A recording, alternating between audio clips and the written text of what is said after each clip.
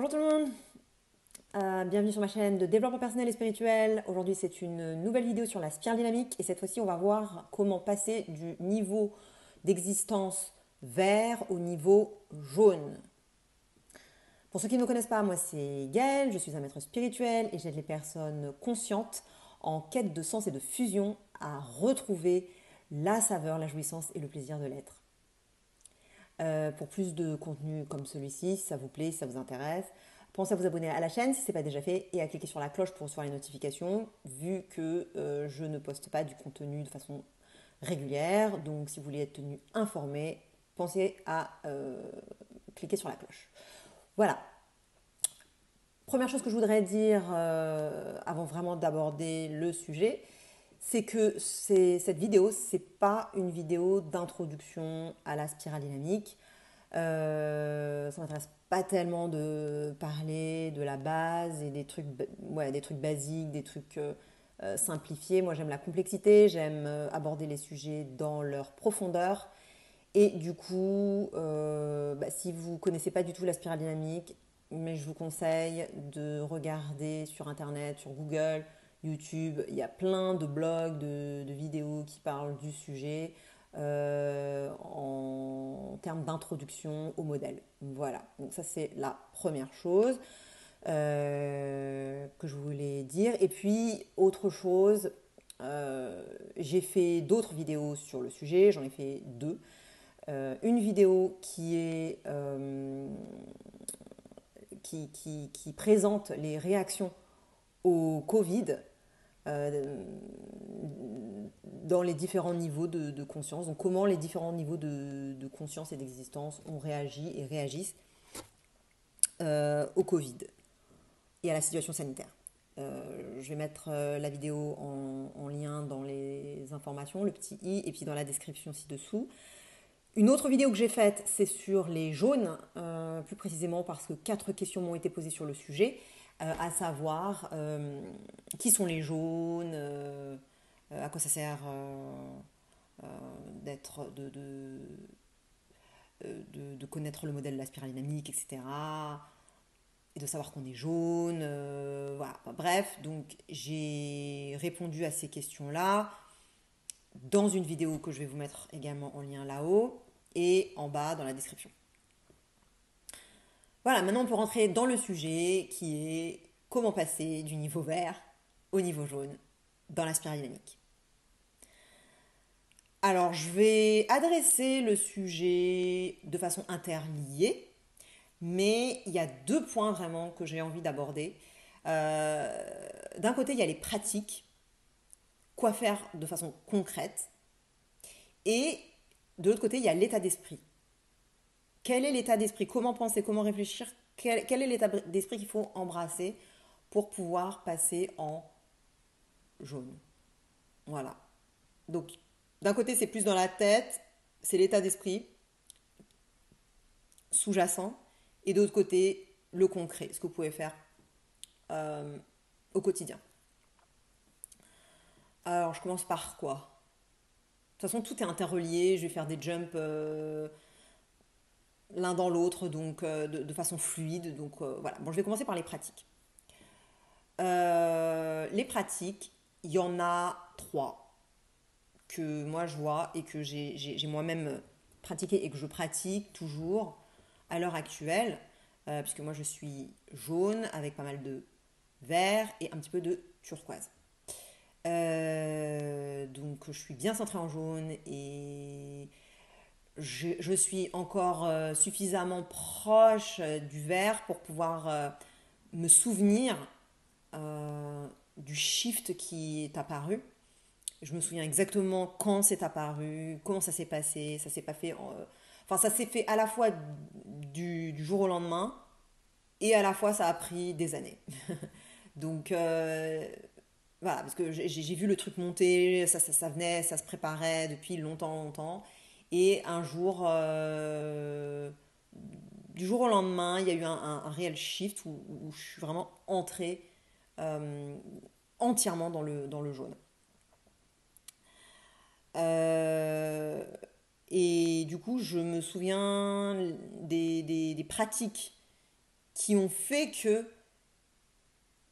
j'ai pu avoir ce changement de paradigme. Parce que c'est un changement de paradigme, hein. C'est pas juste un changement d'habitude ou, ou changer quelques petites habitudes ou quelques petites valeurs par-ci par-là. Non, c'est l'entièreté de votre paradigme de vie, de vos croyances et de vos valeurs, de vos habitudes, de vos actions, de votre façon de penser qui shift, qui change complètement, entièrement. Enfin, je veux dire, c'est big. Je veux dire, c'est pas juste oh bah là j'ai commencé un nouveau travail ou là j'ai commencé à pratiquer la méditation ou oh bah tiens j'ai vidé ma maison enfin je veux dire j'ai fait du ménage j'ai fait du vide non enfin je veux dire c'est beaucoup plus grand et beaucoup plus large que ça englobe vraiment hein, vraiment et véritablement l'entièreté, enfin peut-être pas l'entièreté, c'est pas l'entièreté, il faut pas non plus tomber dans les absolus et voilà, les extrêmes, mais c'est vraiment, je veux vraiment tirer le trait, quoi, souligner pour vraiment que vous compreniez à quel point un changement de couleur, de niveau d'existence est profond en fait. Donc véritablement, c'est votre état d'esprit qui change, vos valeurs, vos habitudes, vos centres d'intérêt, vos croyances. Vraiment, c'est vaste. Alors, les pratiques, les trois pratiques que moi je constate qui ont véritablement fait effet, euh, c'est la thérapie, le shadow work et la méditation. Et en fait, je dirais que ce qui a commencé en premier, c'était plutôt la méditation. Mais en réalité, j'avais déjà commencé à avoir une psy auparavant. Donc en fait, peut-être que c'est finalement la thérapie qui a commencé en premier. Ensuite, la méditation. Et ensuite, j'ai commencé à faire du shadow work. Et c'est tout ça ensemble, c'est le combo qui a fait que il y a quelque chose qui a shifté en moi. Et aussi les circonstances qui m'y ont bien aidé, en fait, qui m'y ont forcé. C'est-à-dire que c'était pas du tout confortable, je ne le voulais pas en fait. Moi je voulais rester dans mon fonctionnement, hein. J'avais aucune intention de changer de façon de penser, de valeur et tout ça, hein. J'ai été contrainte. Mais d'une certaine façon, j'ai pas été contrainte de méditer. C'est moi qui ai voulu. Mais je dirais que bah, si on médite, si on fait du shadow work et si on fait de la thérapie, c'est qu'il y a des choses qui vont pas en fait dans notre vie.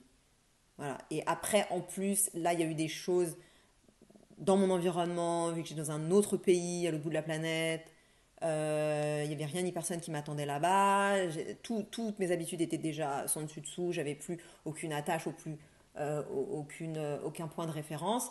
Et donc, du coup, bah, c'était plus facile, d'une certaine façon, de me recréer une nouvelle vie avec un nouveau paradigme.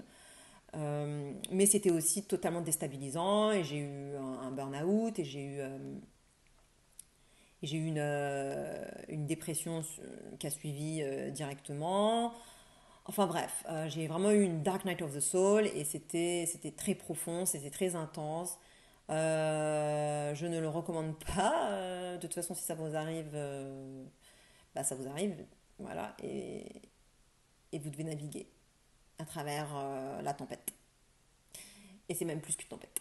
Donc, c'est un tsunami. Donc, si vous arrivez à passer en jaune sans avoir de tsunami dans votre vie, bah tant mieux. Et j'espère que c'est ce qui se passera pour vous, ou c'est ce qui se passe, ce qui est en train de se passer, ou ce qui s'est passé pour vous. Voilà. Parce que quand même, c'est mieux quand ça se passe sereinement. Mais bon, c'est vrai que généralement, nous les êtres humains, les gens en général, on a besoin de coups de pied au cul un peu, hein. Enfin, je veux dire, on bouge pas, on change pas tant que c'est confortable. Donc, voilà. Pourquoi changer une équipe qui gagne, hein, j'ai envie de dire. C'est seulement quand bah, ça gagne plus, que ça fait que de perdre, que de perdre, que de perdre, qu'au bout d'un moment, bah, on se dit qu'il faut changer. Voilà, donc on, voilà, on change souvent du fait de la souffrance. Mais, mais sachez qu'on peut changer aussi euh, dans le bien-être et l'harmonie. Voilà. Bon, même si, bon, bref, je vais pas continuer là, ça fait déjà 10 minutes. Euh, je reviendrai sur ces trois pratiques. Là, j'ai envie de faire un petit jump dans l'état d'esprit. Quel état d'esprit de quelqu'un qui rentre en jaune par rapport à quand on est en vert? Mais en fait, en vert, on est encore endormi. Allez voir vraiment mes vidéos que j'ai faites, que j'ai mentionnées au tout début, parce que j'y explique beaucoup de choses déjà dans ces vidéos-là. Donc allez voir, elles sont longues mais elles sont in depth, elles sont vraiment complètes, même si non exhaustives évidemment. Mais j'y explique vraiment beaucoup de choses, et notamment sur l'état d'esprit. Donc une des perspectives phares, je dirais, qui change, c'est qu'on stoppe de chercher toujours à l'extérieur. Ou de mettre la responsabilité à l'extérieur. Et tout d'un coup, on commence à se recentrer sur soi. Le jaune est une couleur individualiste. Euh, donc on se recentre sur soi, sur sa propre vibration. On s'occupe de sa propre vibration, de son propre bonheur.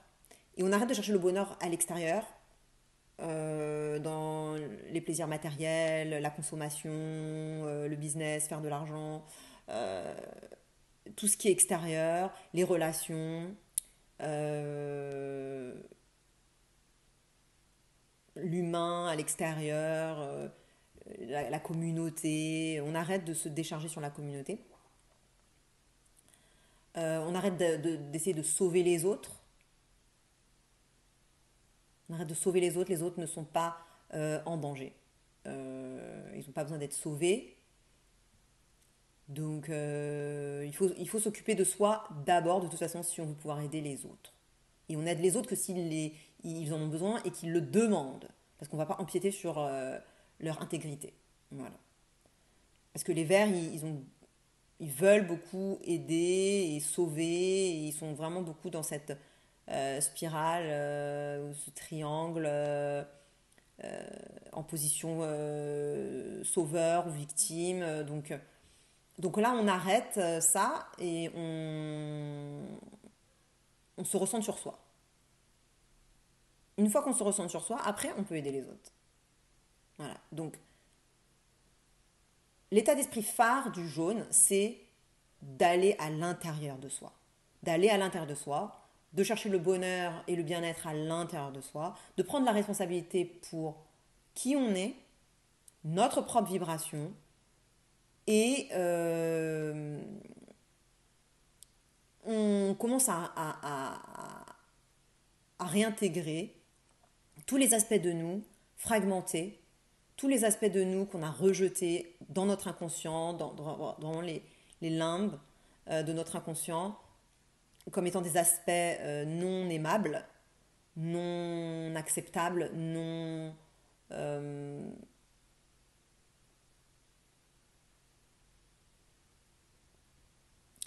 mauvais, voilà, des aspects mauvais de nous. Et donc du coup, ben, ils existent, ils perdurent à l'intérieur de nous, parce que de toute façon, ils vont pas s'envoler, mais ça devient inconscient. Voilà. Donc réintégrer toutes les parties fragmentées de soi, intégrer toutes les connaissances, toutes les données, du monde extérieur également. Le monde extérieur étant une réflexion de notre monde intérieur de toute façon. Donc, tous les champs de connaissances, les intégrer, les réintégrer, les synthétiser, faire des liens entre tout. Voilà, donc intégrer la science, la spiritualité, la psychologie, les philosophies ancestrales, euh, l'art, tout en fait. Absolument tout.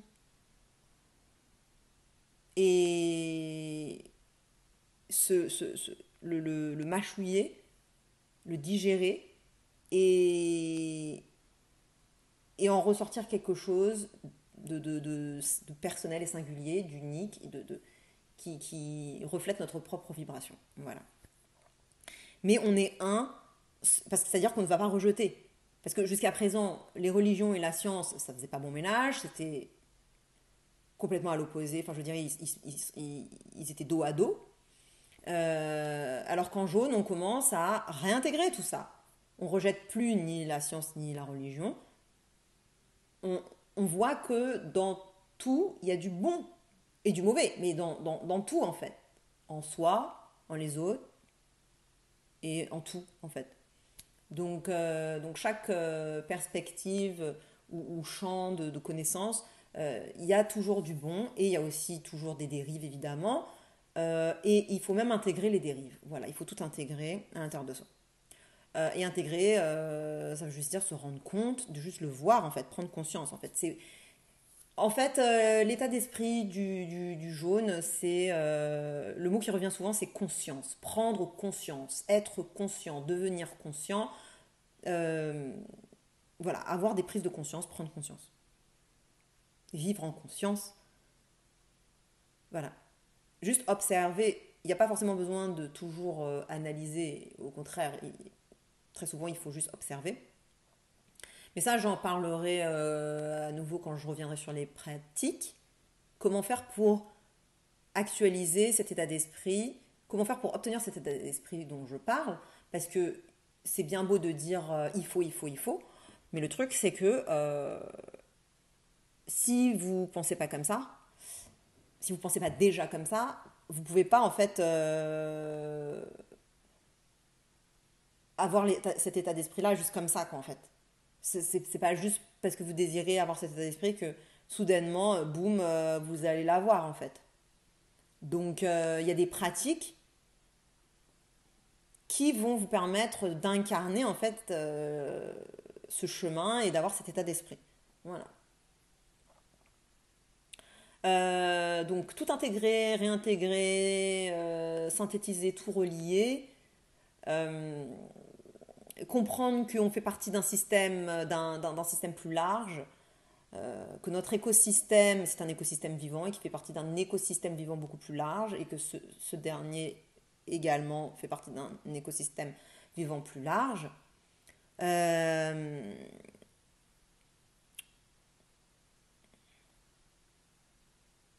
que tout ce qui est à l'extérieur est une réflexion de notre monde intérieur, que la vérité est subjective, oui, elle est à la fois subjective et oui, elle est à la fois objective, donc là aussi, réintégrer les paradoxes. C'est pas facile, puisque ce sont des vues opposées, mais j'ai l'habitude de dire que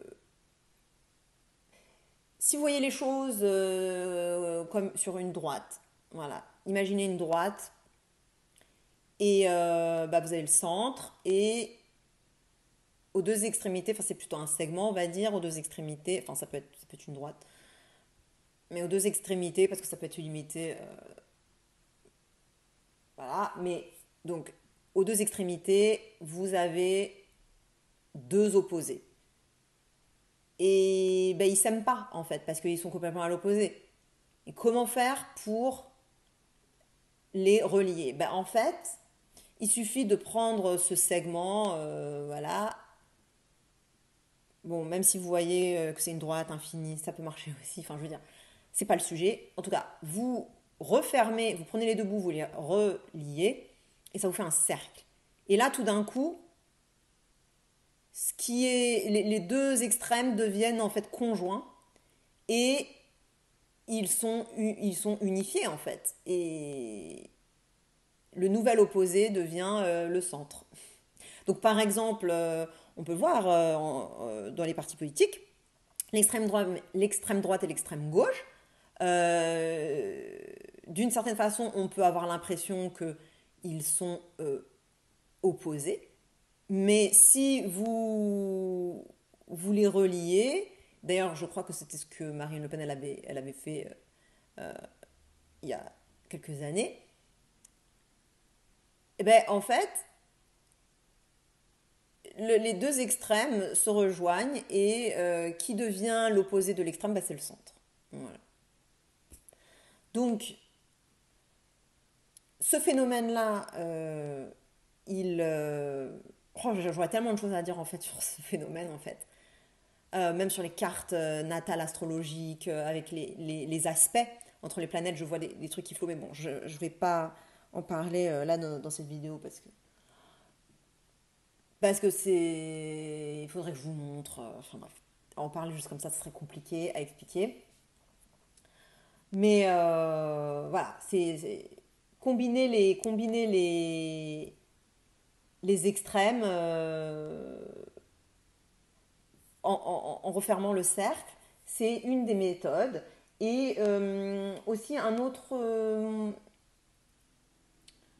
moyen de voir comment des choses éloignées peuvent être en fait rapprochées. Eh bien, par exemple, si vous regardez une spirale, ça je l'ai dit dans une de mes dernières vidéos sur la spirale dynamique, si vous prenez une spirale mais que donc vous la regardez sur la tranche, le côté, bah, ça monte, voilà, c'est vertical, il y a des niveaux, etc. Mais si vous le regardez par au-dessus, eh bien tout d'un coup ça devient un cercle et en fait il n'y a pas de niveau en fait. Voilà, voilà. Donc ça encore c'est un autre moyen de rapprocher, de concilier des choses qui semblent pas conciliables.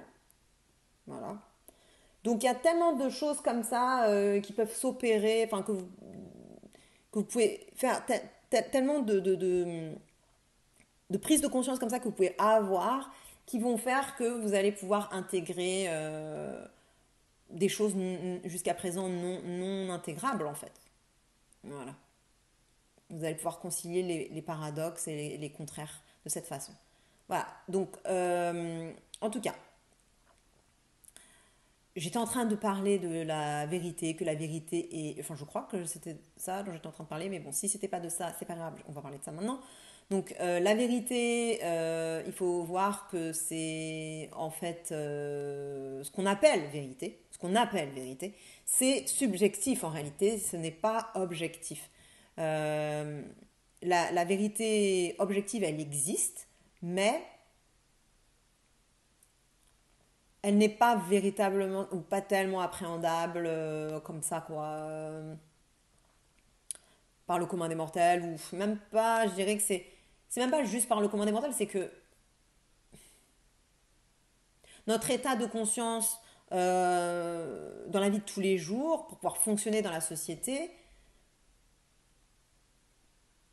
ne nous permet pas en fait de pouvoir grasper, appréhender la vérité objective. Pourquoi? Parce que la vérité objective, c'est la réelle objectivité, c'est de pouvoir intégrer et appréhender et voir en même temps toutes les vérités subjectives, toutes les perspectives qui existent, qui ont jamais existé et qui existeront jamais, en tout temps, en tout lieu, dans tous les plans et dimensions d'espace-temps, voilà, et de contenir tout ça à l'intérieur de nous en même temps, simultanément. Bon, je dis pas que c'est impossible, hein, Mais bon, je pense que déjà, même quand on arrive à faire des dissolutions d'ego quand on fait certaines pratiques chamaniques ou même de méditation, si on prend de l'ayahuasca par exemple, ou des choses comme ça, je pense qu'on peut quand même accéder à une certaine dissolution d'ego, mais jusqu'à quel point, déjà, je ne pense pas que ça soit à l'infini, voilà, ça dépasse beaucoup, enfin, c'est beaucoup plus unifiant et unifié que là, notre vie de tous les jours, là, quand je vous parle par exemple, bon, voilà, là j'ai une perspective très singulière et particulière. Donc là, je suis pas du tout dans la non-dualité, dans la dissolution de l'ego, ni rien. Donc voilà. Et donc dans notre vie de tous les jours, bah, c'est sûr que par rapport à ça, la dissolution d'ego qu'on peut avoir lors de certaines méditations très profondes ou genre de la prise d'ayahuasca, bah, c'est sûr que ça, par rapport à ça, oui, c'est beaucoup plus objectif. Beaucoup, beaucoup, beaucoup, beaucoup, beaucoup, beaucoup, beaucoup, beaucoup plus objectif. Après, est-ce que c'est absolument objectif, donc en absolu, universellement objectif, objectivement objectif? Je ne suis pas sûre. Mais bref, c'est pas très important de toute façon. Le point, c'est simplement de dire que euh, la, la réelle objectivité, faut l'oublier, quoi. Hein. Parce que même quand vous pensez être objectif, vous l'êtes pas, c'est sûr. Si vous aviez réellement de l'objectivité, vous n'auriez pas d'opinion, vous n'auriez pas d'avis, vous n'auriez pas de perspective singulière, vous n'auriez pas de caractéristiques spécifiques, de traits de personnalité, de... Voilà, vous n'auriez pas d'ego en fait. Une perspective singulière, ça relève de l'ego. Voilà. Donc là, moi, je suis en train de vous délivrer ma perspective singulière et particulière et spécifique, unique qui est la mienne, mais c'est subjectif. Après, c'est peut-être plus objectif sur bien des regards que d'autres perspectives, enfin d'autres perspectives qui, là, pour le coup, n'intègrent rien ni personne à part eux. Bon, voilà. Mais moi, je ne me targuerai pas, je ne m'avancerai pas à dire que je détiens une perspective objective ni une quelconque vérité objective. Voilà. En tout cas, être jaune, c'est comprendre ça. C'est comprendre ça, que la vérité c'est subjectif, que oui, la vérité objective, elle existe,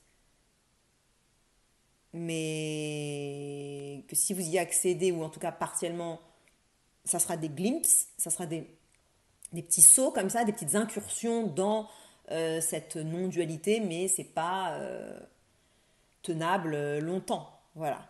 En tout cas, pas pour fonctionner dans ce monde. Si vous voulez faire une vidéo YouTube ou parler à quelqu'un, enfin le simple fait de parler à quelqu'un, à part si vous lui balancez des mots qui sont incompréhensibles, mais le simple fait de parler à quelqu'un, bon ben voilà. Donc là, on oublie hein, l'objectivité.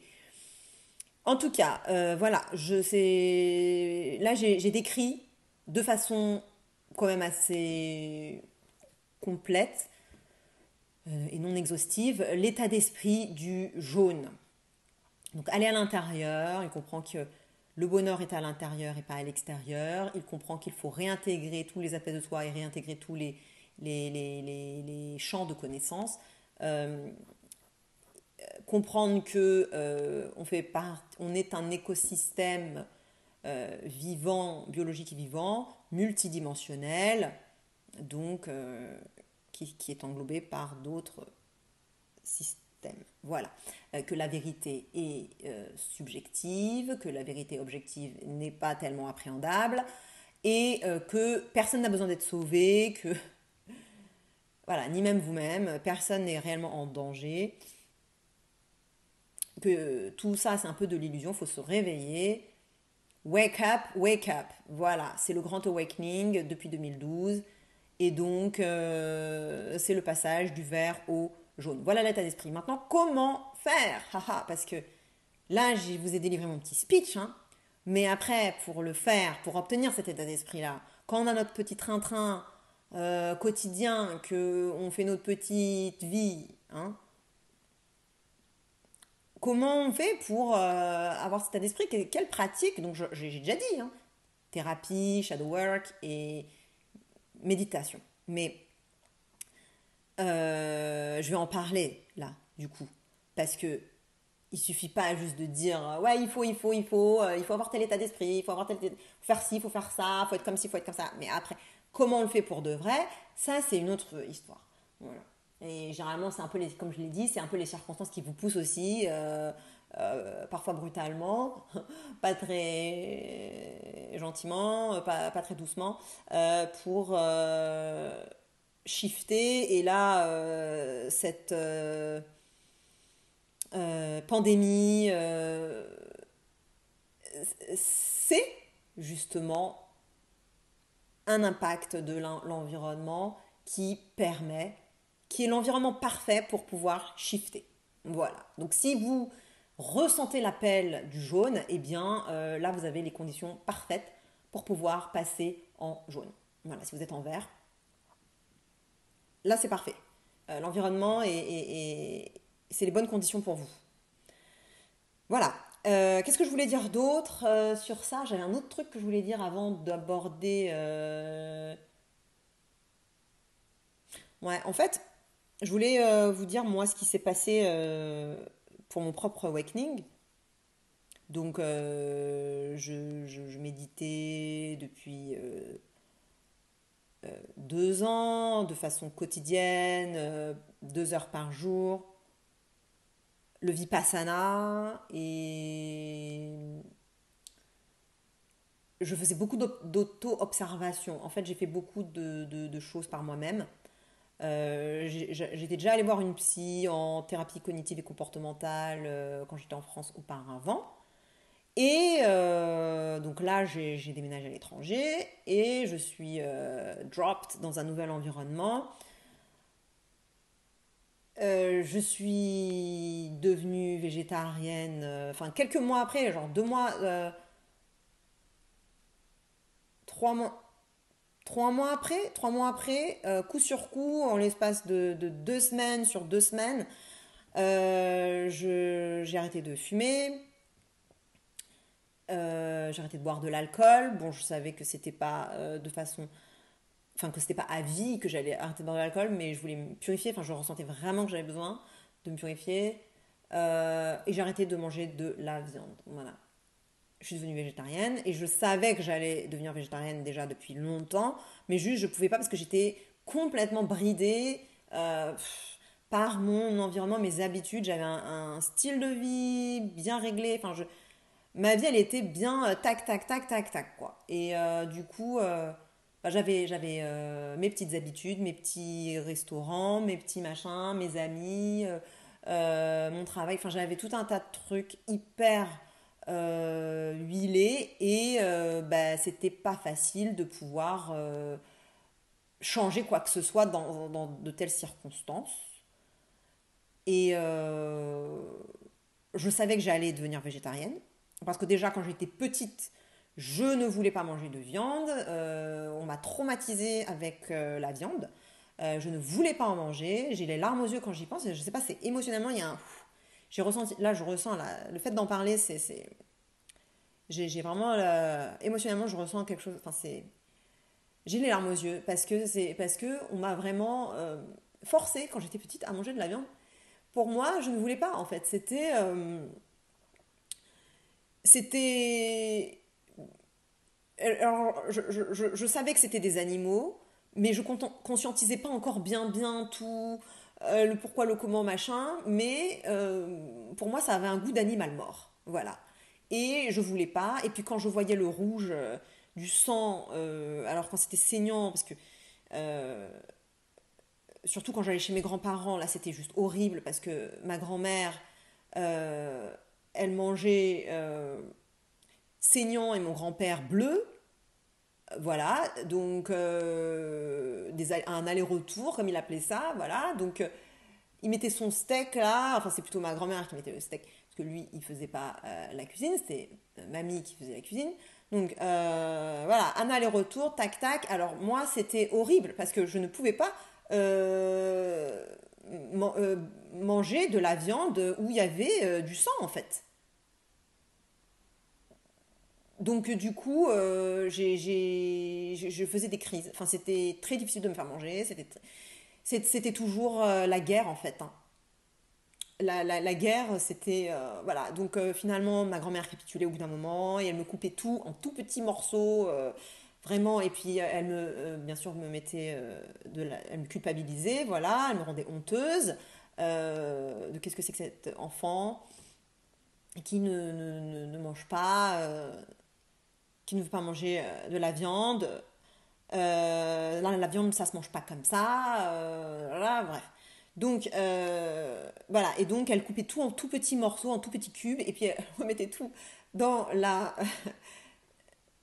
dans, dans la poêle. Et puis, elle refaisait tout cuire. Et puis, moi, alors, j'appuyais avec ma fourchette pour voir s'il y avait quelque chose qui sortait. Parce qu'il fallait qu'il y ait rien qui sorte. Pas de liquide, quoi. Et s'il y avait du liquide, il fallait que ça soit marron foncé, mais voilà. Et qu'à l'intérieur, la chair, elle soit blanche. Voilà. Là, je parle de la viande rouge. Voilà. Il fallait que la chair soit complètement blanche. Sinon, je ne pouvais pas manger. Voilà. Donc ils m'ont quand même eu, hein, parce que au final, après, je mangeais de la viande quand même. En grandissant, bon, bah, après, vers mes 25 ans, bon, après, j'ai eu un changement hormonal, j'ai senti vraiment. Et j'ai eu un changement hormonal. Et là, tout d'un coup, j'ai commencé à manger de la viande rouge, alors que jusque-là, par moi-même, je n'en mangeais pas. Je mangeais que de la viande blanche et, et du jambon, voilà, mais c'est tout.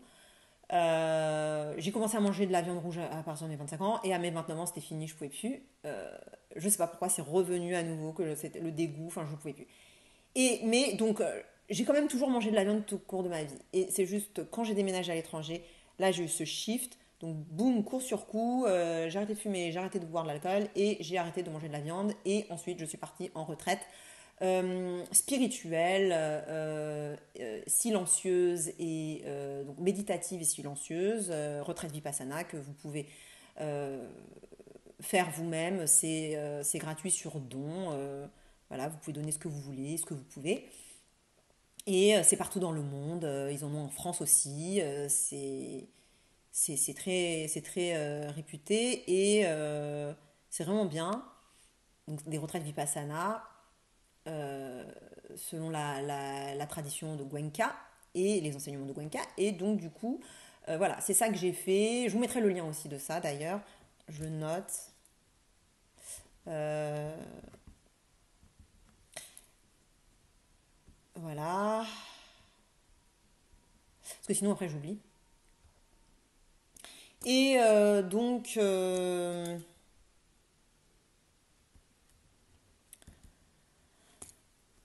voilà, j'ai commencé à méditer et j'ai fait comme il m'avait dit, donc 1 heure le matin, 1 heure le soir, même après la retraite de 10 jours en immersion complète. J'ai déjà eu, même pendant ces 10 jours-là, j'ai eu des prises de conscience, j'ai vu des choses dans mes automatismes qui ont commencé à changer. Euh, j'ai eu des réactions qui étaient différentes de ce qu'elles étaient normalement. Voilà, donc par exemple, à un moment, il n'y avait plus d'eau chaude et normalement, je me serais énervée, ça m'aurait agacée. Et là, en fait, je me suis vue, complètement stoppée. Voilà, je n'en pensais rien, en fait. Je ne ressentais rien et je n'en pensais rien, en fait. J'avais totalement euh, stoppé le processus qui est un processus de perception, ensuite de jugement. Et une fois qu'on a jugé, il y a une émotion. Donc voilà, typiquement, un phénomène arrive, l'eau est froide, il n'y a pas d'eau chaude, je juge ça comme étant bien ou mal. Donc si je juge comme étant mal, parce que souvent on juge comme étant mal, bah après vous pouvez juger comme étant bien, hein. Vous le jugez comme étant mal, et eh bien du coup il en découle automatiquement et directement et de façon très rapide avant même que vous puissiez y penser, boum, ça y est, une émotion. Et donc, euh, là, c'est immédiat. Et ce qui s'est passé, moi, dans cette retraite, c'est que je me suis vue stopper, c'est-à-dire j'ai perçu la situation. Et là, j'ai pas eu de jugement, en fait, de la chose en question. Et du coup, j'ai vu que pour la première fois de ma vie, j'avais l'opportunité de choisir ce que je voulais en penser et ce que je voulais ressentir. Alors que j'avais lu tout plein de livres de développement personnel avant, hein, toute ma vingtaine, enfin même depuis mes 14 ans, je ne faisais que de lire des livres sur tous ces sujets, voilà.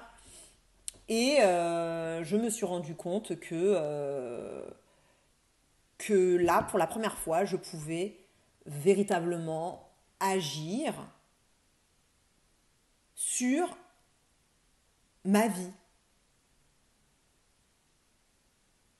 Ben, je me suis observée, je me suis vue penser en métacognition, en, en, en métacognition, je pense. Voilà. Avec le vipassana, je me voyais faire. En fait, je me voyais agir, réfléchir, et ça. Voilà. Et là, pour la première fois, j'ai pu choisir ce que je voulais. Donc ça, c'est arrivé. Et puis, j'ai même découvert des choses au niveau des yeux, comment ils se connectent avec le cerveau, etc. J'ai découvert une méthode de thérapie. Mais je ne savais pas à ce moment-là que c'était vraiment quelque chose. Surtout que les enseignants, enfin l'enseignant, le prof de méditation dans le centre où j'étais, à chaque fois que je lui ai posé des questions, il m'a dit non, non, mais fais comme on t'a dit, t'occupe pas de ça, ah, t'as remarqué ce truc-là, t'occupe pas de ça, fais ce qu'on t'a dit, pratique comme on t'a dit, voilà, fais ton petit mouton. Et puis, voilà, tu suis les règles en mode bleu. Et puis, alors ça, moi, faut surtout pas me dire ça parce que euh, le bleu, hein, j'ai peut-être encore des trucs à réintégrer sur le bleu, mais voilà. Faut surtout pas me dire fais ton petit mouton et suis les règles, et voilà, parce que là, ça ne va pas. Et du coup, bon, moi, je l'ai pas très bien pris, mais bon. Donc j'ai fait un petit peu comme il me disait, mais j'ai quand même commencé à faire à ma sauce aussi, du coup. En tout cas, j'ai quand même un petit peu suivi les règles plus ou moins, voilà, pendant que j'étais dans cette retraite. Ensuite, j'ai continué jusqu'à ce que j'ai mon awakening, mon réel shift, qui a eu lieu en décembre 2015. Et donc, entre-temps, donc après la retraite, je continue à méditer. J'ai commencé à vraiment observer mes pensées, c'est-à-dire monitorer, c'est-à-dire prendre conscience des pensées que j'avais en fait, au quotidien, sur les choses, de mes jugements, juste observer en fait. Observer mes jugements, observer voilà, mes réactions, voilà, sans les juger, me dire, ah ok, là, j'ai, j'ai réagi comme ça, d'accord, ok. Ah, là, je suis en train de penser tel truc, là, je suis en train de faire un jugement, machin, là, je suis en train de me culpabiliser, ou là, j'ai honte, là, je ressens ci, là, je ressens ça, voilà, donc énormément au niveau de mes émotions, vraiment monitorer, vraiment recenser, euh, observer tout simplement mes émotions, ce qui se passait au quotidien, mes émotions, mes façons d'interpréter, mes jugements, mes réactions, etc. Voilà. Donc je continue à méditer comme j'ai dit. Et en plus, la méditation de pleine conscience, c'est une méditation somatique. En tout cas, le vipassana, c'est une méditation somatique de pleine conscience euh, et donc d'observation sans jugement. Donc voilà, quelque chose qu'il faut pratiquer, c'est l'observation sans jugement. Donc ça, c'est très très important. J'ai un peu pratiqué tout ce qui était pensée positive également. C'est-à-dire que j'ai fait des sortes enfin pas des marathons, mais comment je peux dire ça, des périodes, enfin c'est un nom, mais je sais pas comment on appelle ça, enfin, je me souviens plus, mais des périodes comme ça, comme des 30 Days Challenge ou trucs comme ça, voilà, où pendant un certain temps, j'allais m'atteler à trouver le positif dans chaque chose. Voilà. Donc, comment est-ce que je peux interpréter quelque chose de façon positive? J'étais toujours en train quand je voyais que j'interprétais quelque chose de façon négative ou ou que j'étais en train de juger, eh bien, je me posais la question, comment est-ce que je peux euh, juger de façon positive? Comment est-ce que je peux voir du positif là-dedans? Comment je peux trouver ça positif et bienveillant et où est le bénéfice? Voilà. Donc pensée positive, ça j'en ai pas parlé en fait. Je vous ai dit trois euh, pratiques que j'ai faites. Je vous ai dit thérapie, shadow work et méditation, mais il y a aussi la pensée positive que j'ai faite. La pensée positive, c'est le pendant du shadow work, je dirais. Voilà, et l'observation sans jugement, ben ça, c'est par la méditation, mais pas seulement. Vous pouvez le faire en dehors des méditations, juste au quotidien, comme ça, tout au long de la journée. Cognitivement, je veux dire, voilà. Parce que la méditation, c'est pas cognitif, c'est somatique, c'est vous êtes dans le corps, vous êtes voilà, vous n'êtes pas en train de penser ni de réfléchir. Euh, Ensuite, bon bah j'ai commencé à pratiquer tout ce qui était loi de l'attraction aussi, à voir que le monde extérieur c'est une réflexion du monde intérieur, à pouvoir manifester. Enfin voilà, donc j'ai fait une vidéo sur la loi de l'attraction. Euh, allez la voir, je vais la mettre en là-haut. Je le note. Parce que sinon après je suis obligée de tout monitorer, enfin regarder ma vidéo A à Z. Enfin après c'est compliqué pour pouvoir vous remettre les liens et tout ça au bon endroit dans la vidéo. Donc je note. Et donc j'ai pratiqué l'attraction. Ensuite j'ai eu mon burn-out parce que c'était juste pas possible. Ma vie c'était je montais une boîte, en plus à l'étranger, où j'étais complètement déstabilisée dans ce pays. J'avais plus aucune fondation, plus aucun repère et tout ça. Donc il y avait ça, je montais ma boîte, je faisais des études, business et marketing, et je travaillais dans la vente et la mode, et je travaillais sur mon développement personnel, beaucoup d'heures, hein, beaucoup d'heures, ça me prenait énormément d'heures. Euh, Déjà, je méditais 2 heures par jour, plus après, je regardais énormément de vidéos, énormément. Donc, je ne sais pas combien d'heures ça me prenait le développement personnel et spirituel, mais ça devait bien me prendre, je sais pas, 4, 5, 6 heures par jour. Et là, tout ça, j'avais en plus beaucoup de peur à l'intérieur de moi, j'étais terrifiée, énormément d'anxiété, etc. Et j'ai eu un burn-out, voilà, tout simplement. Une fois qu'on tire la corde trop, au bout d'un moment, elle breaks down. Voilà, elle se coupe, elle se rompt. Voilà. Et burn-out suivi immédiatement d'une dépression qui m'a duré 1 an et ensuite 1 an pour me régénérer. Voilà. Et ensuite, de là, c'est allé de mieux en mieux. Mais donc, ce burn-out, il a eu lieu fin 2015. Et en 2016, et donc là, à ce moment-là, qu'est-ce qui s'est passé? J'ai eu une expérience spirituelle lors d'une méditation, je ne cherchais absolument pas ça, mais j'ai eu une prise de conscience que j'étais tout.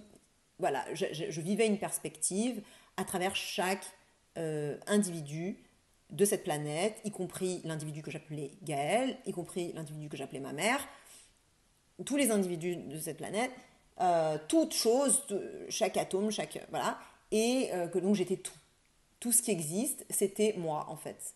Et que, en fait, j'avais toutes ces perspectives-là individuelles et singulières. C'était moi en fait. Et c'était tout simultané. Voilà, j'expérimentais tout ça de façon simultanée. Donc, le lendemain ou le jour même, je suis allée je suis sortie et j'ai vu un clochard. Et là, je me suis dit, je suis lui aussi en fait. Je suis lui aussi. Et donc, parce que j'aurais été très judgmental, très j'aurais jugé cette personne-là auparavant. Et là, je ne l'ai pas jugée parce qu'en fait, je me suis dit, mais en fait, si j'ai choisi d'expérimenter quelque chose à travers cette personne, eh bien, c'est que ça a de la valeur, c'est qu'il y a, il y a du bon, enfin, je veux dire, c'est ni mieux ni moins bien que vivre la vie que j'ai ou vivre la vie de quelqu'un d'autre, en fait. Voilà. Et donc, cette pratique-là, je ne sais pas si c'est juste la méditation qui a fait que. Enfin, je veux dire, cette expérience-là, je ne sais pas si c'est juste la méditation qui a fait que je l'ai eue. Euh, mais, quoi qu'il en soit, euh, c'est pendant une méditation que j'ai eu cette prise de conscience. C'est une sorte d'illumination. Voilà. Et du coup, ça a changé ma façon de voir les choses de façon définitive. Enfin, je veux dire, après, c'était inscrit dans mes cellules. Je veux dire, j'avais même pas. Quand vous avez une expérience comme ça, vous posez même pas la question de est-ce que c'est vrai, est-ce que c'est faux, ou est-ce que machin, ou. Non, en fait, c'est juste, ça fait partie de votre réalité maintenant. Ça fait partie de votre vérité personnelle. Et il n'y a pas de remise en doute, en fait. C'est juste, voilà, vous le savez, ça fait partie de votre expérience de vie. Et voilà. Donc, suite à ça, vraiment dans les jours qui ont suivi, j'ai observé un shift complet de mon paradigme de vie. Donc le travailler dur, je me suis rendu compte que non, en fait, je ne voulais pas avoir cette valeur-là, en réalité. Ce n'était pas une valeur que je... C'était une valeur à laquelle j'avais toujours beaucoup tenu auparavant. Mais en fait, je me suis rendu compte que ce n'était pas une valeur que je voulais incarner, en fait.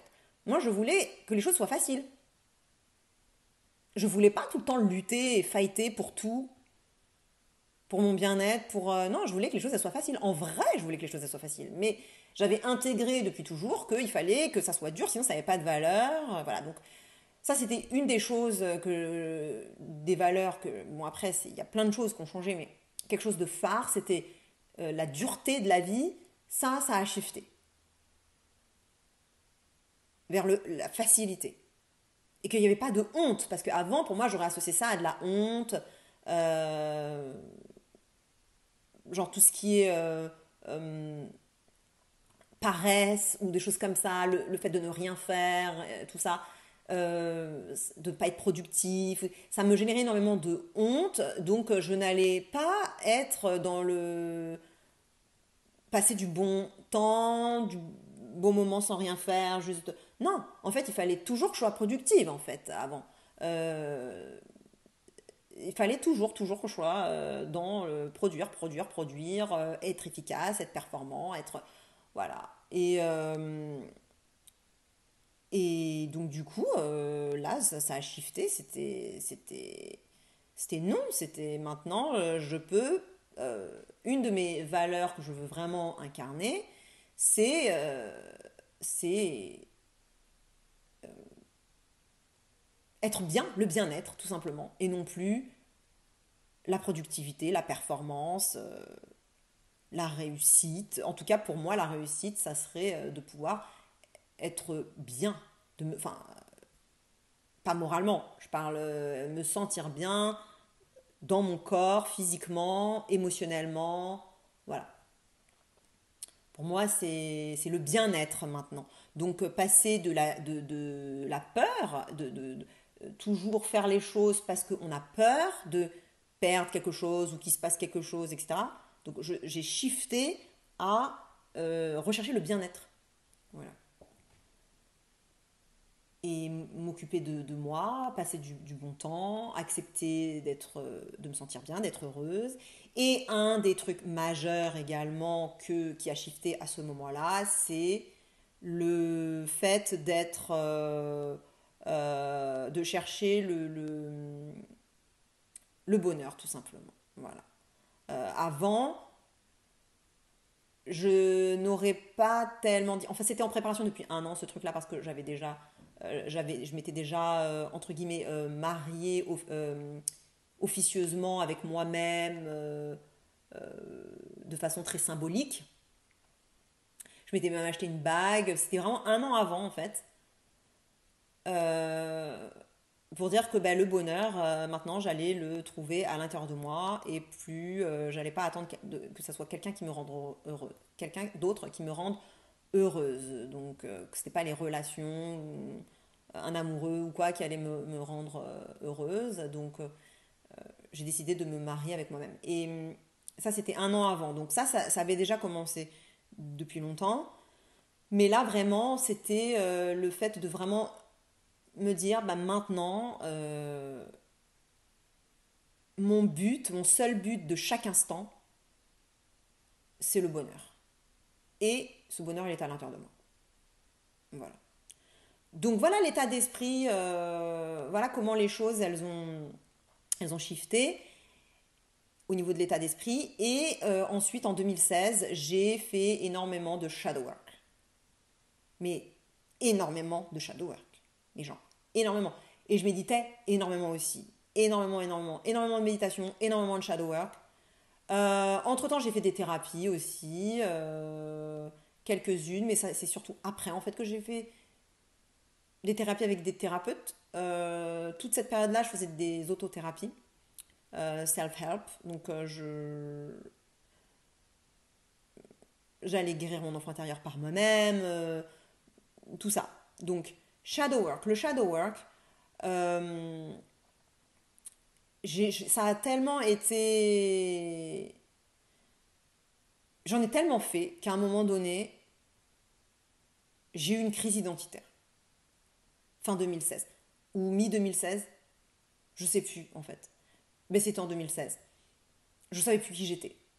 Parce que j'en étais arrivé à un point où je me disais, mais en fait, si je suis tout ce que je crois que je suis, et que je suis aussi tout ce que je crois que je ne suis pas, mais alors qui suis-je? Et là, là, l'ego, il en prend un coup. Parce que là, du coup, putain, crise identitaire de ouf. Vraiment, je me suis sentie très, très, très, très mal. Hein, mais vraiment très, très au fond du trou. Au fond du trou, je savais plus qui j'étais. Voilà, tout simplement. Je savais plus qui j'étais. Il y avait plus de sens non plus. Donc, c'était. Voilà. Mais j'ai fait énormément de shadow work. Donc, du coup, j'ai réintégré énormément de choses en moi. Et donc, ça a eu du bon au final. Voilà.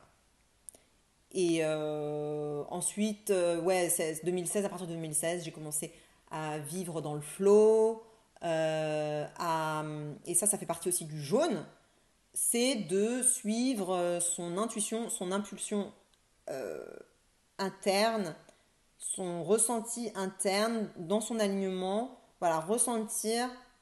En fait, faire des choix basés sur son âme et non plus sur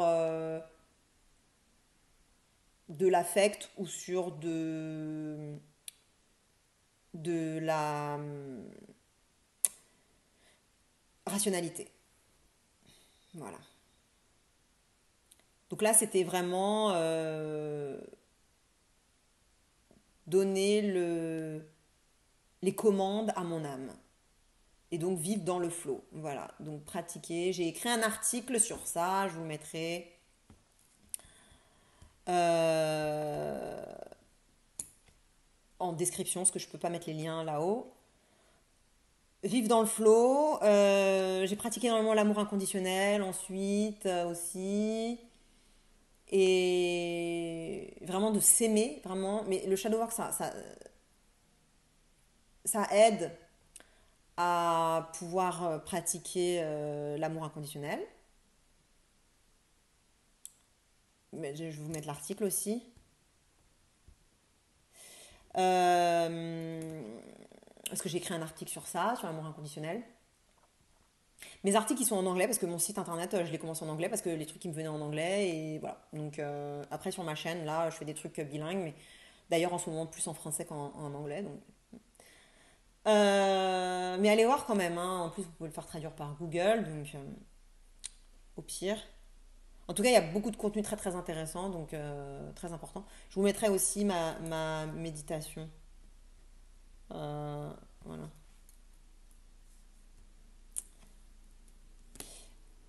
Ensuite, voilà. Et puis, voilà, après, ça a évolué jusqu'à maintenant. Mais pour le reste, je pense que là, on est vraiment dans le jaune. Donc là, moi, le but, c'était de vous faire passer du vert au jaune. Donc je vous ai un peu expliqué, enfin même pas juste un peu, beaucoup en détail, mon expérience personnelle de comment ça s'est passé pour moi. Comme ça, vous pouvez voir en fait, pour une vraie personne réelle, parce que moi je suis une vraie personne réelle, je suis pas juste une théorie. Là, je vous parle de vécu. Donc ça peut vous vraiment donner une idée claire de comment ça se passe. Après, ça se passe pas forcément pareil pour tout le monde. Chacun va avoir ses expériences singulières, mais au moins là, vous avez un exemple réel, vivant de comment ça se passe. Voilà. Comment ça s'est passé pour moi.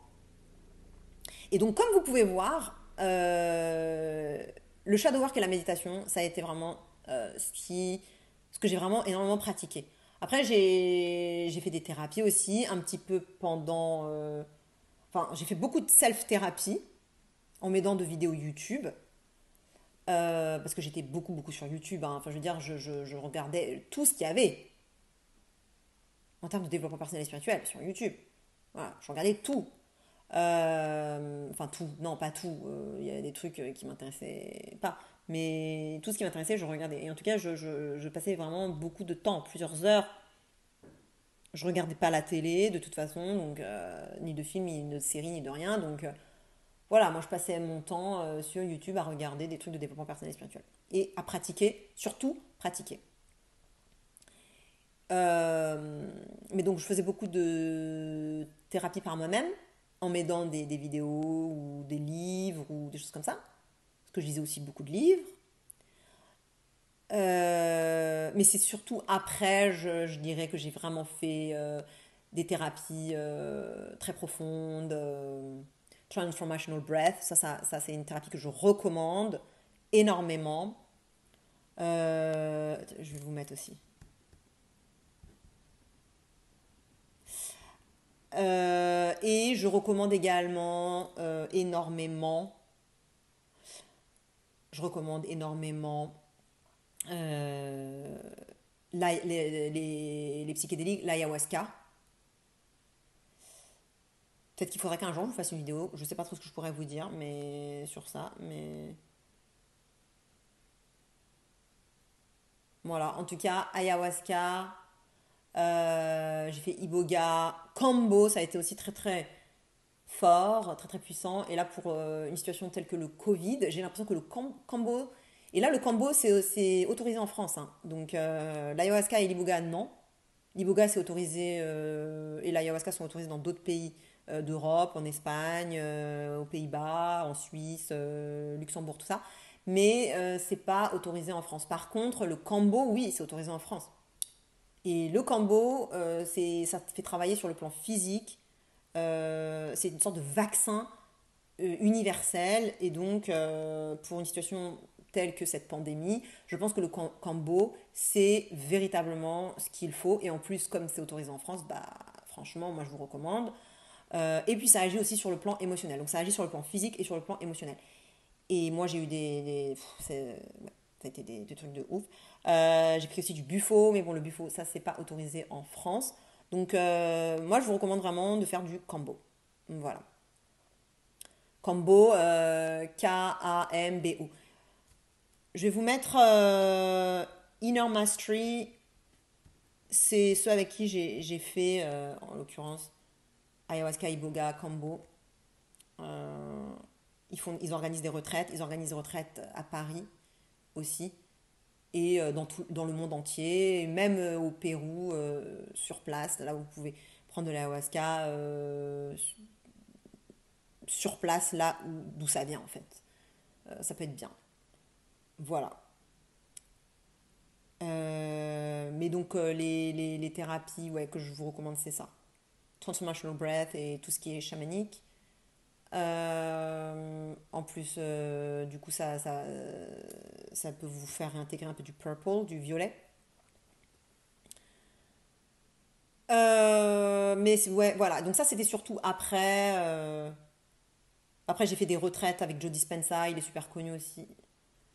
Enfin, aussi, j'ai pas parlé de trucs super. Non, j'ai pas parlé de personnes connues jusqu'avant. Enfin, si, j'avais parlé de Wenka, mais bon, bref. Joe Dispenza, j'ai fait des retraites avec lui.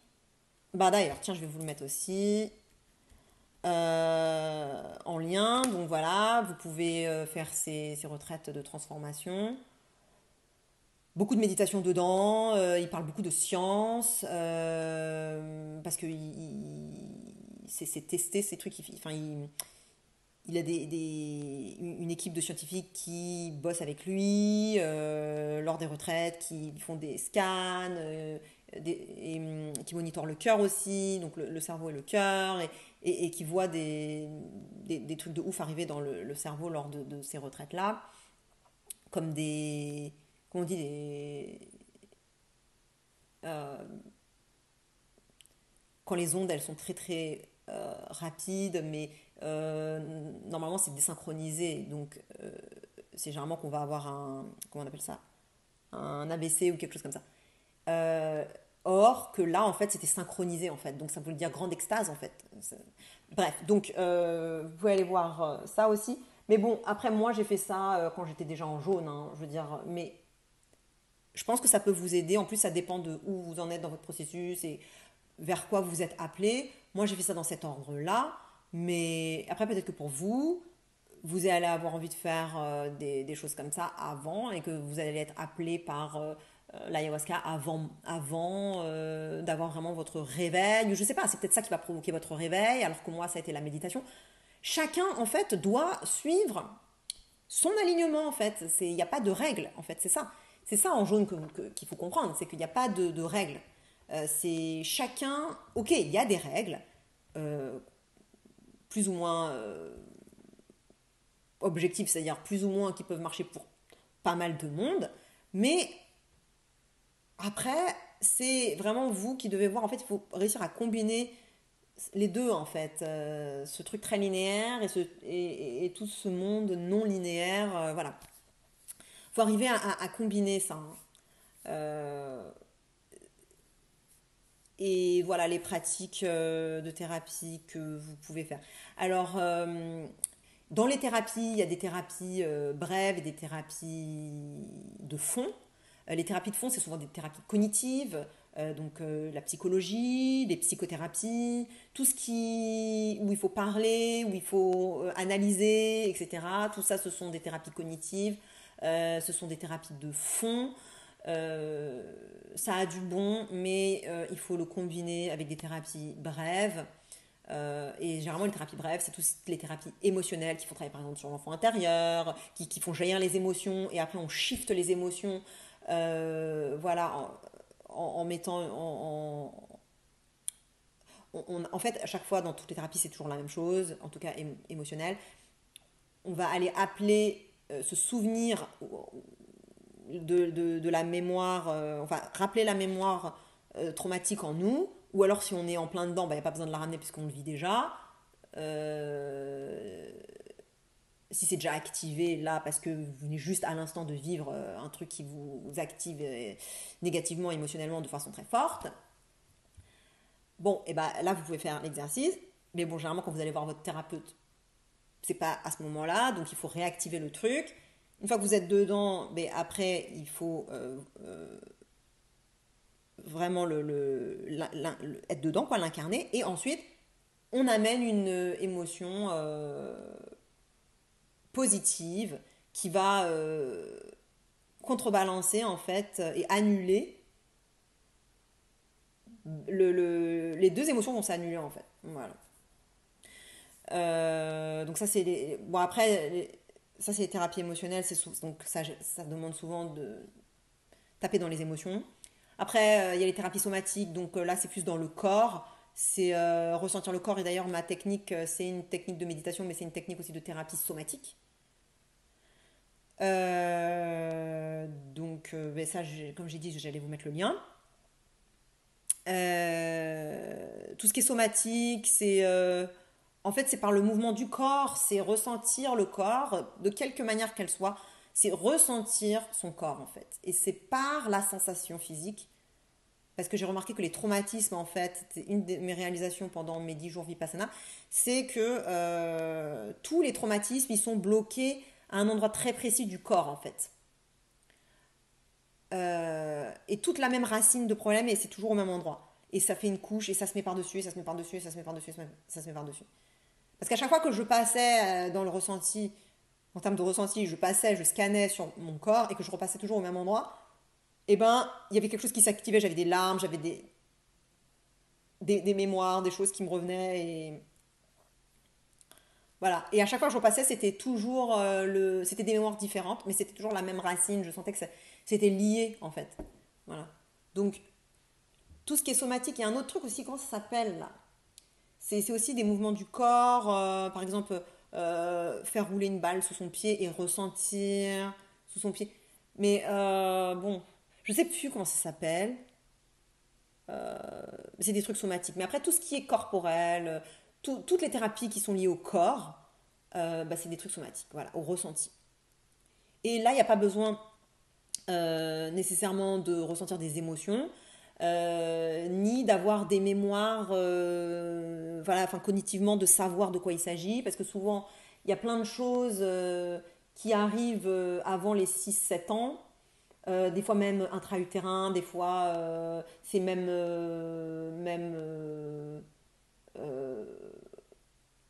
avant l'incarnation.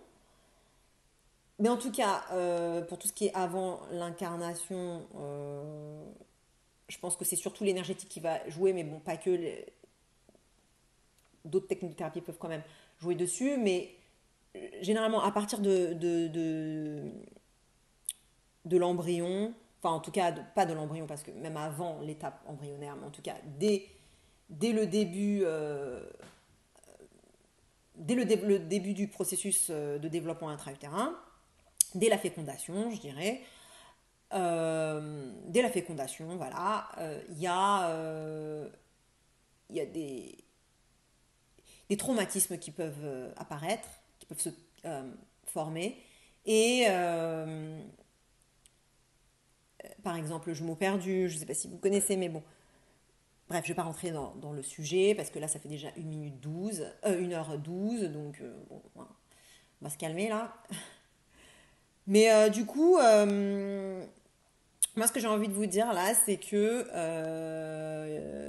si c'est arrivé entre la fécondation et l'âge de vos 6 7 ans par là, avant la cognition, avant que votre cerveau il soit en alpha, si vous étiez en delta ou theta, bon ben voilà, votre cognition elle n'était pas encore vraiment au point, même si vous étiez en delta, c'était pas du tout au point et même loin d'être au point. Et donc, du coup, même en alpha, c'est encore entre deux.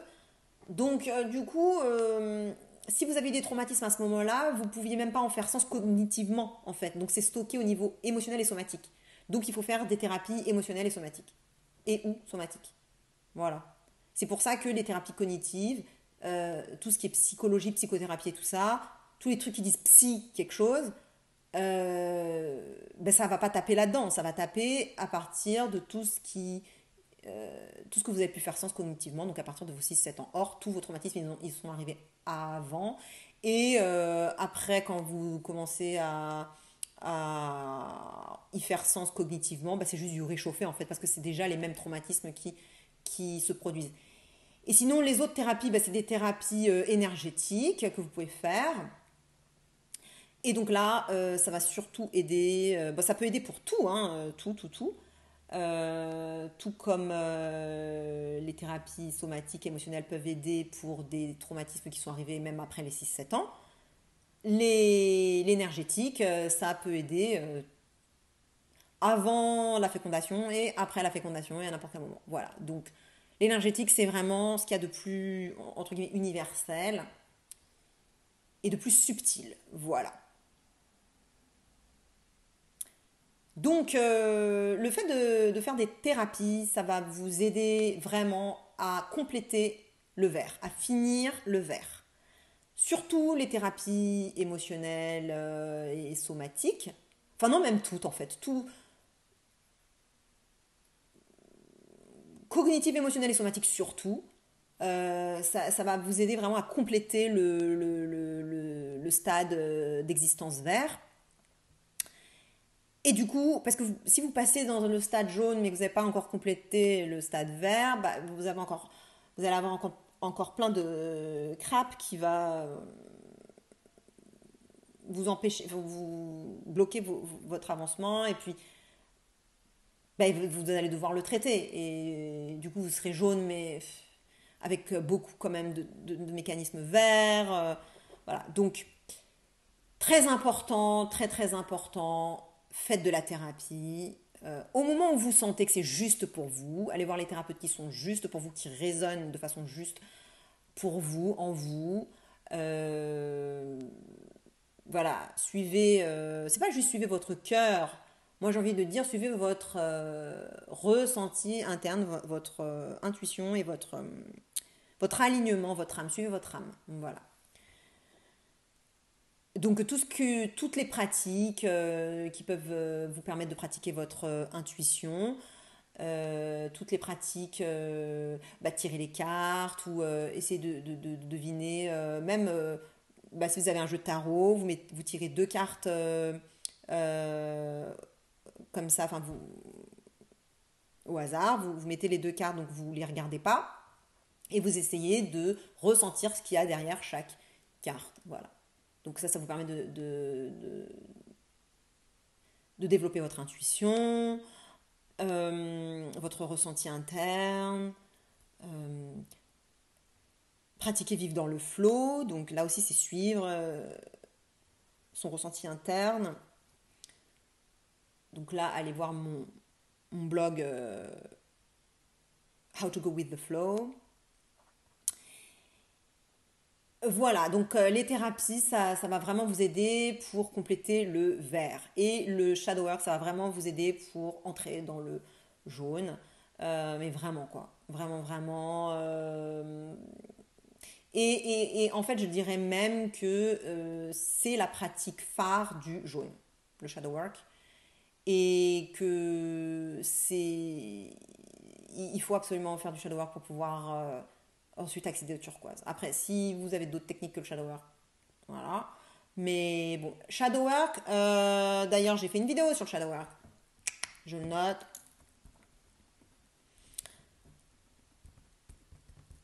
Je vous le mets en là-haut. Allez voir ma vidéo sur le shadow work. Le shadow work, donc, ça vous permet de réintégrer vos parties fragmentées, de devenir un complet entier. Voilà. Et c'est aussi une pratique d'amour inconditionnel. Et c'est une pratique d'amour inconditionnel envers soi et les autres. Et ça vous permet d'être dans la non-résistance à la vie, au flow dont je viens juste de parler. Et aussi d'être beaucoup plus tolérant et moins dans le jugement de vous-même et des autres. Et ça réduit les réactions émotionnelles aussi, ça réduit l'impact des gens qui vont tout le temps pousser votre red button, toujours, ils savent exactement quoi. Enfin voilà, il y a toujours des gens comme ça qui trigger quelque chose en vous et voilà, big réaction émotionnelle, et ben le shadow work ça va vous permettre de réduire ça. Et ça, en accord avec la méditation, en combinaison avec la méditation, ça vous permet d'obtenir tout l'état d'esprit dont j'ai parlé, et même avec les thérapies, tout ça, ensemble, toutes les pratiques dont j'ai parlé là, donc thérapie, shadow work, méditation, euh, bon, j'ai un peu parlé de la pensée positive, mais bon, hein, voilà, et observation, voilà, observation. Tout ça, ça va vous permettre de vraiment prendre la responsabilité de votre propre vibration, d'aller à l'intérieur, de chercher votre bonheur à l'intérieur, de tout réintégrer, de tout synthétiser, de comprendre que la vérité est subjective, de comprendre que vous n'avez pas besoin de sauver les autres et que tout est bien, tout va bien et qu'on est dans un écosystème plus grand. Voilà tout ce que j'ai dit sur la mindset, et ben, c'est ces pratiques-là qui vous permettent d'accéder à ça. Naturellement, en fait, ça vient quand ça vient à un moment donné. Voilà, faut pratiquer, puis voilà, suivez ce que vous ressentez. c'est pas obligé d'être linéaire. Vous pouvez faire un petit peu de thérapie et un petit peu de shadow work et après ne plus en faire et faire de la méditation. Et puis après, voilà. Mais il faut quand même que vous pratiquiez pour de vrai, quoi. Je veux dire, quand on est au niveau vert, souvent on pratique pas pour de vrai. Voilà. Donc là, pour passer au jaune, il faut commencer à pratiquer. Voilà. Pratiquer, c'est-à-dire pratiquer plus, pratiquer mieux et de façon plus constante. Et que, en fait, tant et si bien que cette pratique devient un style de vie et non pas une pratique. Par exemple, comme je vous ai dit moi au début, j'ai fait les 10 jours Vipassana et après j'ai médité 2 heures par jour, 1 heure le matin, 1 heure le soir. Mais au bout d'un moment, je me suis dit non mais moi j'ai pas envie d'être spirituelle, juste 1 heure le matin, 1 heure le soir en fait. Moi j'ai envie que cet état-là, il me dure toute la journée en fait. Je veux me sentir bien toute la journée, pas juste un peu le matin et un peu le soir. Et du coup, j'ai commencé à pratiquer la méditation quand j'attendais le bus, quand... voilà, donc par exemple, au lieu de fumer une cigarette, vu que de toute façon j'avais arrêté de fumer, eh bien, j'allais méditer. Voilà, en attendant le train, en attendant le bus, en marchant. Alors qu'au début, j'avais commencé à pratiquer le Vipassana assise. Et j'arrivais pas à pratiquer ni allongée, ni en marchant, ni en rien. Donc du coup, c'était très difficile pour moi au tout début de pouvoir passer à cette pratique-là, de cette pratique-là, à quelque chose de tout au long de la journée. Mais voilà, je m'y suis mise et puis au final, après, maintenant, je peux méditer dans n'importe quelle circonstance en fait. Après, quand je médite, c'est vrai que mon cerveau, je peux pas réfléchir en fait. Euh, ou alors je peux un petit peu faire le switch comme ça, mais du coup, j'ai plus de mal Cognitivement, ça fonctionne plus très bien. Voilà. Mais bon, voilà. En tout cas, moi je vous conseille vraiment de pratiquer pour de vrai et pas pratiquer des pratiques en surface. Par exemple, les méditations, moi je vous recommande les méditations vipassana, les méditations de pleine conscience, les méditations somatiques, qui vous prennent vous comme sujet d'observation et pas quelque chose extérieur parce que, enfin vous pouvez après prendre aussi des choses extérieures, mais je pense qu'il faut vraiment se recentrer sur soi. Et c'est vraiment quand vous allez commencer à ressentir votre corps et méditer sur votre corps que là vous allez avoir des prises de conscience et qu'il va y avoir des guérisons. Parce que comme j'ai dit, les traumatismes ils sont dans votre corps en fait, ils sont émotionnellement, somatiquement, ils sont stockés quelque part en fait. Donc prendre une flamme d'une bougie, oui ok ça va vous relaxer, ça va vous calmer, voilà, mais c'est tout en fait. Après ça peut vous apporter de l'apaisement et tout ça, mais chaque pratique de méditation a ses propres caractéristiques, ses propres qualités, ses avantages, ses inconvénients et tout ça. Mais là, on est en train de parler de passer du vert en jaune. Donc voilà. Et moi, je vous parle de ma propre expérience. Après, faites vos propres expériences à vous. C'est ça qui compte le plus au final, hein. Moi, je vous partage juste ma propre expérience. Mais après, c'est à vous de faire votre propre idée.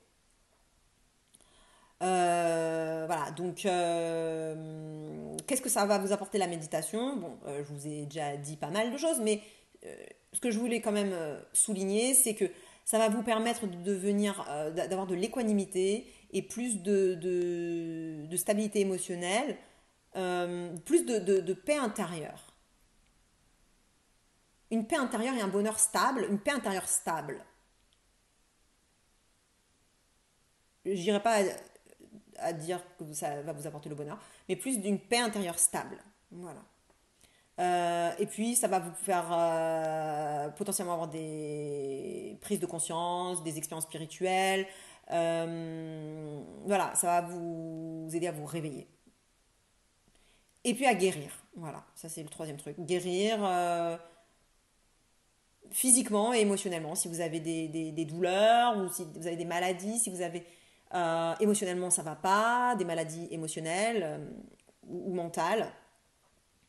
J'ai pas dit hôpital psychiatrique nécessairement, mais je veux dire, voilà, des malaises, des mal-être, eh bien, que ce soit physique, émotionnel ou mentaux, eh bien, ça va agir dessus, ça va vous aider. Voilà, donc, mes chers amis, mes chers êtres conscients, voilà comment passer du vert au jaune. J'ai essayé d'être le plus, pas concise, mais plus large et non exhaustive que possible. Mais bon, je suis sûre que il y a encore plein de choses à dire. J'espère que mon expérience, ça vous parle, ça peut vous aider, ça peut vous parler, ça peut vous guider. Et de toute façon, c'est pas moi qu'il faut suivre, il faut vous suivre vous-même. Voilà, c'est ça le jaune, vous suivre vous-même. Et j'espère que vous avez compris que c'était ça le truc phare en fait du jaune en fait. C'est revenir à l'intérieur en fait. Pratiquer l'amour de soi, prendre responsabilité pour sa propre vibration, euh, et arrêter de chercher à l'extérieur. Voilà. Donc je vais vous mettre tout ce que j'ai dit là en lien là-haut et dans la description en dessous. Les liens de site internet, de mon blog et tout ça, je ne peux pas les mettre là-haut, donc ça sera que en bas. En haut, je vous mettrai les vidéos dont j'ai parlé. Et voilà. Donc, go within, arrêtez de regarder à l'extérieur et occupez-vous de vous. Et peut-être qu'après, l'appel du turquoise va vous permettre de vous occuper des autres et de les aider à eux, pas vous pêcher leur poisson, mais leur apprendre à pêcher leur propre poisson. Donc leur apprendre ou les aider, les accompagner s'ils en ont besoin et s'ils le demandent, pour ne pas empiéter sur leur intégrité personnelle, euh, à s'occuper de leur propre vibration. Voilà, je vous fais des gros bisous. Pensez à liker la vidéo si vous l'avez aimée, à partager avec des personnes qui cherchent à passer en jaune, ou des personnes qui s'intéressent à la spirale dynamique, ou tout simplement même qui s'intéressent à un des sujets dont j'ai parlé, méditation, shadow work, thérapie, ayahuasca, bonheur, etc. Voilà, toutes les personnes qui pourraient bénéficier de cette vidéo. Donc partagez, abonnez-vous et cloquez.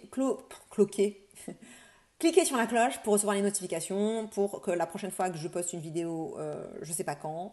Enfin là, j'ai plusieurs vidéos que je viens de faire là, donc je vais les poster. Je vous laisse un peu le temps de les regarder. Parce que comme elles sont très longues, je ne vais pas vous assommer tout de suite d'une autre vidéo.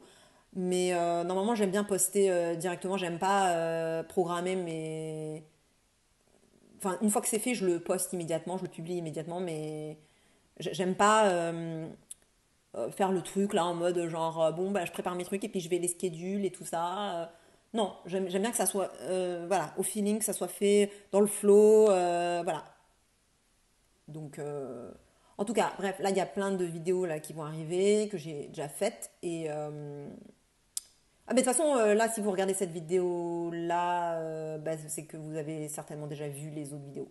Donc en fait oui parce que là je les ai pas encore publiées mais au moment où vous allez regarder cette vidéo là, j'aurai déjà publié les autres. Donc bon, bref, 1h28 de vidéo. J'espère que ça vous a plu. Je vous fais des gros bisous. Ciao, bye.